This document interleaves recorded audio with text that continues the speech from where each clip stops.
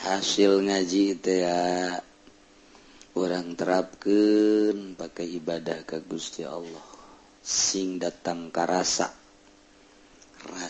didelekeun ku Gusti Allah. Mun geus datang ka dinya bejana ngeunah bejana tapi jauh urang mah nu haju naon kitu ngaranna ngabukti-buktikeun ngan bejana bae tinu geus ngarasa.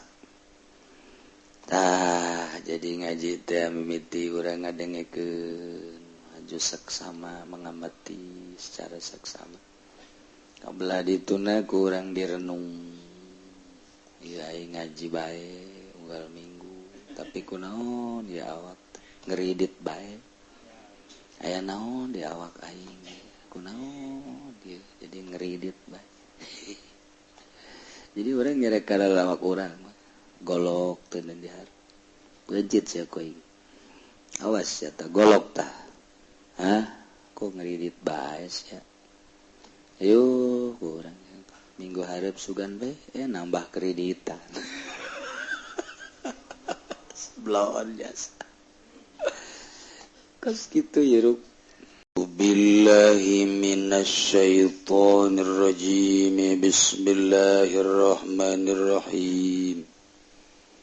An Amir bin Rubaiyata riwayatkeun ingsun saking Ki Amir kang putra lanang Ki Rubaiyah radhiyallahu anhu muga nilar bendu safa Allah anhu saking Amir anna nabiyya ing satuhune kangjeng Nabi sallallahu alaihi wasallam sallallahu kanjeng Nabi ala Utsman ingat Sayyidina Utsman bin Maz'un wa ta'ala kana kanjeng Nabi al-Gabra in kuburanani fahasa maka ngarau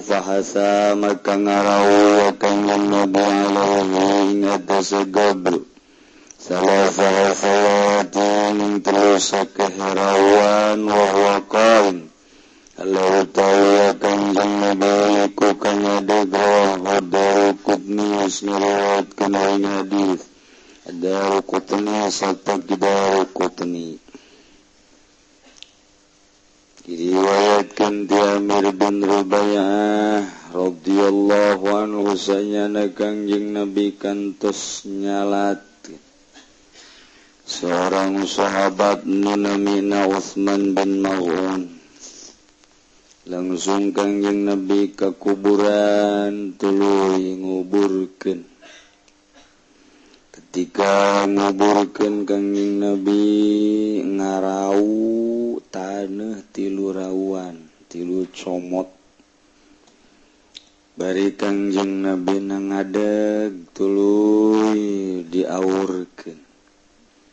Saauran kanjeng Nabi maca minha khalaqnakum. Sauran deui kanjeng Nabi maca wa fiha nu'idukum. Sauran deui maca wa minha nukhrijukum taratan ukhra.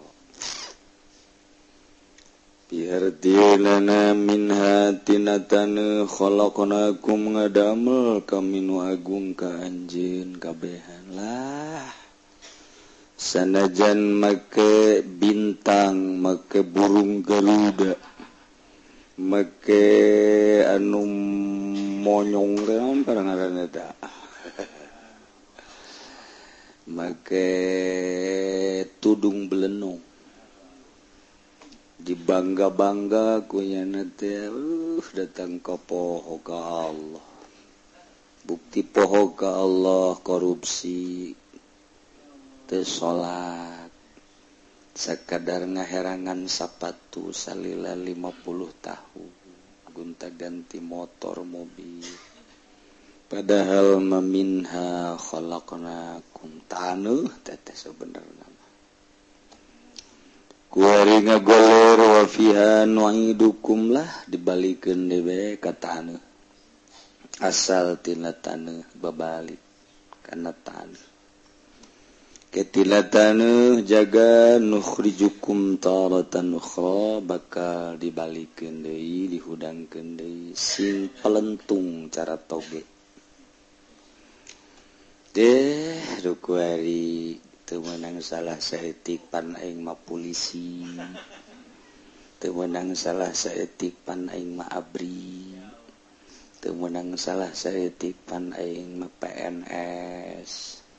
Teu meunang salah saeutik pan aing mah jenderal, aing mah kapten, kolonel, letnan. Teu meunang salah saeutik pan aing mah kiai ge deukeut jeung bupati. Pan aing mah sok ke pendopo. Sing hades ya jeung aing mah laporkeun sia ku aing ka MJQ. Awas ya ku aing. Teu meunang salah saeutik. Engke mah paeh ngagoler tina taneuh balikana taneuh dihudangkeun deui tina taneuh. Mawa amal masing-masing nu kuari ku urang dilaksanakeun, urang kuari keur pepelakan. Ke begitu nukhrijukum minha nukhrijukum taratan ukhra bakal kapanggih.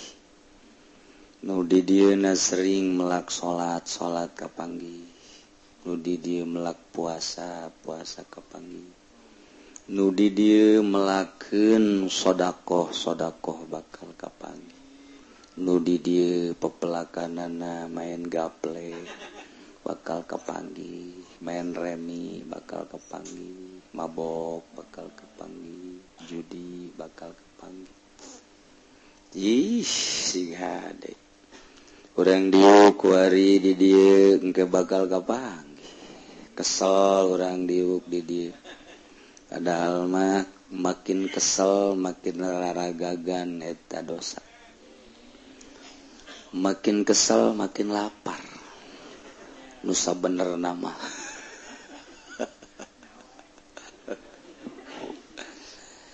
Kos kitu ibadah. Buat ting lamun urang kitu ngaji betah ku nafsu. Akur jeung nafsu urang. Ketika urang teu betah buat ting eta nu jadi ganjaran.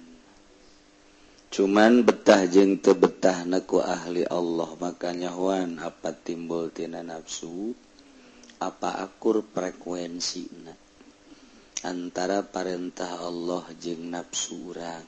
Nafsul kamilah atau nafsul mutmainnah.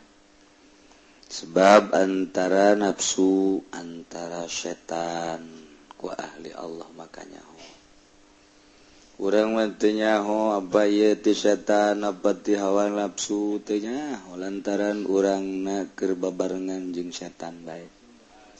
Keur babarengan jeung hawa nafsu bae teu bisa ngabedakeun. Nyaho-nyaho kaduhung we ketika urang ngagoler sakaratil maut tuh menta ka Gusti sapoe deui be dek tobat teu bisa. Antak ti kuari sing ade ulah lalawara hirup urang ieu adalah bakal difilmkeun. Kuari urang teh keur syuting make kamera. Engke begitu di Robul Jalil sotingan orang bakal ditayangkeun. Nu kuari urang disumput-sumput ku urang. Oh, atuh engke mah ditayangkeun. Aya ustad nongton golek nyamar make kumis palsu. Atuh engke mah kayawan wae. Kuari mah SMS loba samar. Loba samar sehingga babaturan terdekat orang kitu kene pamajikan teu nyaho. Engke mah bakal kanyaho dibuktikeun. SMS urang anu ka urang Lampung. SMS urang nu ka urang Brebes bakal araraya kabeh ge. Eueuh nu samar di Allah. Kita nu mantek urang boga jujur jeung boga adil terapkeun. Dihareupeun manusia satu kangen manusia aya nu ngatur Allah Subhanahu wa taala. itu hasil ngaji ya orang terapkan pakai ibadah ke Gusti Allah sing datang ka rasa didelikeun ku Gusti Allah mun geus datang ka dinya bejana ngeunah bejana tapi jauh orang manu haju naon kitu ngaranna ngabukti-buktikeun ngan bejana tinu geus ngarasa jadi ngaji teh mimiti urang ngadengekeun haju saksama mengamati secara saksama kabelah dituna ku urang direnung ieu aing ngaji bae unggal minggu tapi kunaon ya awak ngeridit bae aya naon di awak aing kunaon dia jadi ngeridit bae jadi urang nyerek ka awak urang golok teu dihar lencit sia koing awas ya tah golok tah kok ngeridit bae sia ayo kurang minggu hareup sugan bae nambah kreditan sebelon jasa kos kitu ya ruk insyaallah karim dah kos anu non gara nyarekan awak sia kunaon bebenean bae atuh awak pan geus boga pamajikan kunaon bobogohan deui todoraka minggu hareup nambah deui plong walere atuh urang ayu bae ditungtun ku hawa nafsu yelah ilmu tasawuf nganyahokeun esi batin supaya rapih praktek tuh mah tuh kudu ku urang tamasa kadar ilmu geus nganyahokeun ka Allah melalui ilmu moal boga makom nganyahokeun Allah ku makrifat bakal boga makom karasa pait peheurna nikmat entek haju batur cara ricing bae ge di pondok pesantren kiai imbung ka mana-mana sakumaha Kangjeng Nabi Yusuf manggihan kangeunah di penjara kadeleuna mah di penjara horeng manggih nikmat di penjara teh atuh kiai ge nu mantak embung ka mana manggih nikmat teh di jero pondok pesantren teh ge santrina dilarang ka mana-mana ceng ulah ka mananya di pondok bae ai mama deuk ka mana mama mah ka pendopo heula nya ai santri teh beunang ka mana ai nya na udah rador kiai blon teh mogos kitu aya ku ari kiai na di dieu ese salah emang ente salah bisa-bisa bae ngembangkeun agama ieu campur di partai, campur di organisasi, campur jeung pemerintah itu mah nggak baik. Teu salah ngan datang kaboga kanikmatan adur-aduran gitu moal. Kecuali geus tepi adur-aduranana lain dunia tujuanana. Bener-bener li'ala'i kalimatillah. Ya orang geus ngagoler gara karasa urut tuh kaduh kabeh. Kaduh enggak baik geus maot. Iyalah Kangjeng Nabi mere cara ka urang ketika urang nguburkeun turutan Kangjeng Nabi urang. Ulah isin-isin. Al-mana lijmali utawi kilaiki kumana kang bangsa kasimpulan. Surawaman hadara dafna dan syarakeun kadong kang hadir yang mani ngubur ayah suat turab. Apa entah nyanggem yasiman atau apa entah ngarau yasipan. Atau baing lebu biadai kalawan tangan noroni yasiman salasan ing telu canggeman. Walit yang mana kau inguniku pangadeg indah Rasul Gabring dalam sanding pinggir gebur sisi kubur. Kama fa'ala kaya Allah ini gawa Kangjeng Nabi sallallahu alaihi wasallam. kalakuan yutabu iku den tulis lahu kadema bikuli turabin kalawan saban-saban auran den tulis opo hasanatun kebajikan kama warada zalika fi hadisin dhaifin kaya barang kang tumeka zalika mangkono uktabu in dalam hadis kang dhaif bimbabi fadilah bisa dilaksanakan wa hadza idza qila zalika itisaban lil masubah wa hadza lan utawi ikilah iki